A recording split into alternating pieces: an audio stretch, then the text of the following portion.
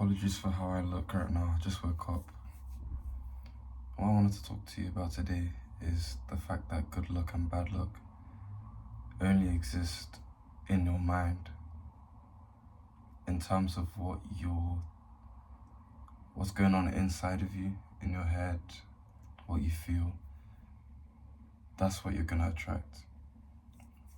If you're positive inside, you're gonna attract positive. If you're negative all the time, that's what you're gonna attract. You're gonna attract negativity. And we call this good luck and bad luck. I realized this yesterday. I believe I was watching a video. I was watching a video and it just clicked. Like, I've been hearing the same message over and over, right? But it just clicked. Like, I use myself as an example. And because I spoke to someone earlier that day, that they were talking to me, and it was like as if, oh, like life is bad, like life is always a struggle, life is like there's always this conflict all the time, like why is life so hard? But then the way I approach life is from a perspective of abundance, that there's opportunity everywhere, and no matter what is happening, even if it's negative, it could be the worst situation ever, something good will come out of it. That's the way I look at things. I look at everything in the way of like God is letting it happen for a reason, to build you, to build a character, to receive blessings. Every situation is a blessing to me. Anything that happens to me is a blessing, and it ultimately becomes a blessing. That is what you call good luck. Bad luck is seeing the downside to everything, expecting bad all the time. When you expect bad, that's what you're gonna get, and that's what you're gonna veer towards. You know what I'm saying? That's what you're gonna steer. That's the direction you're gonna steer into. But you're not gonna know it. It's subconscious. So that's what your body's regulating. You know what I'm saying? Your body's regulating to your self-image.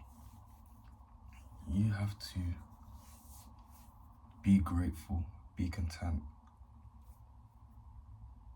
It all starts in the mind, honestly.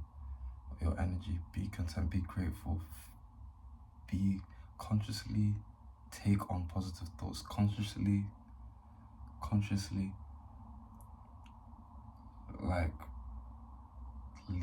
just block out the negative thoughts, or even just observe it. Think it can all start with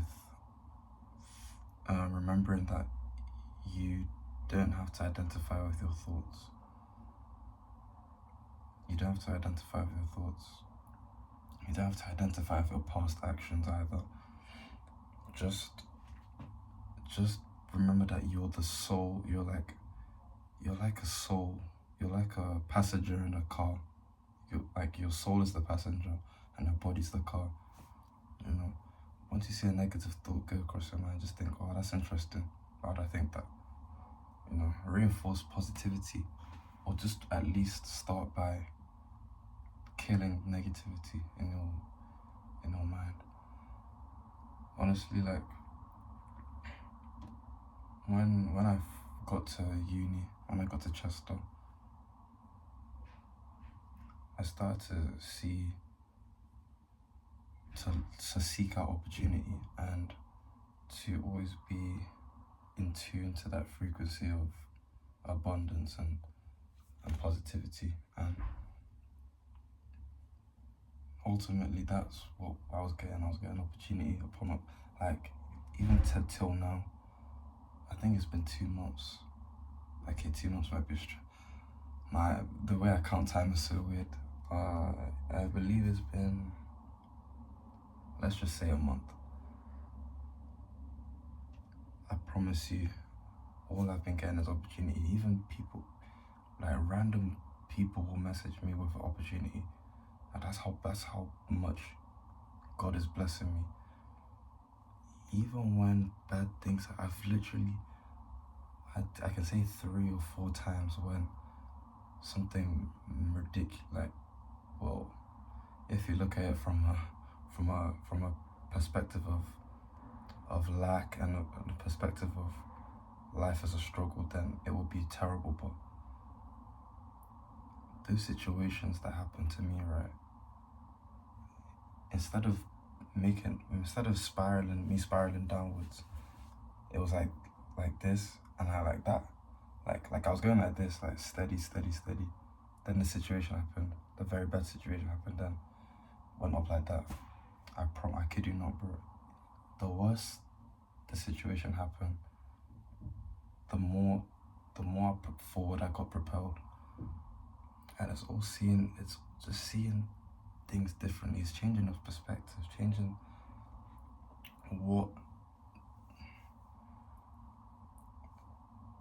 what you want to take out of it. Because if you want problems, focus on problems, magnify your problems. If you want only opportunity, if you want a good life, you'll focus on the good. You'll even be content with where you are. That's even just a start. Be grateful for where you are. No matter what problems are currently in your life, no matter what family members harassing you, or whoever's stealing from you, and and you can't do anything about it, whoever's abusing you, like, just be grateful that you're not worse off than the next guy. You know what I mean? Like, there's some people that if you got put in that situation, you would just not be able to handle it at all. God doesn't give you what you can't handle. Just know that you're supposed to, you're gonna rise above that burden as long as you commit that burden to God and you work on yourself, work on your character. That's the reason God puts these problems and hurdles, adversities in our lives, so that we find something in ourselves that we need to find, or learn a lesson we need to learn. Because I know some people, right, that they have the same problem over and over and over. They can stop it temporarily, but the same exact problem happens again and again. And they don't learn the lesson. I know what they're supposed to do. I'm telling them the answer, and they know themselves, everyone knows what they're supposed to do. They just don't wanna, maybe their subconscious is, what's the word, when you're arguing with yourself, internal conflict, being scared of change. Just because you're comfortable doesn't mean that it's good. You can be comfortable in a problem because that's all you need. You're scared of change. You're scared of what people will think. You have to let go, bro. Let go. Just stay blessed, man. Start looking at things from a perspective of abundance, and that's what you'll get. You'll get opportunity. You'll get abundance. Have an abundance mindset. Don't have a scarcity mindset. Stay blessed.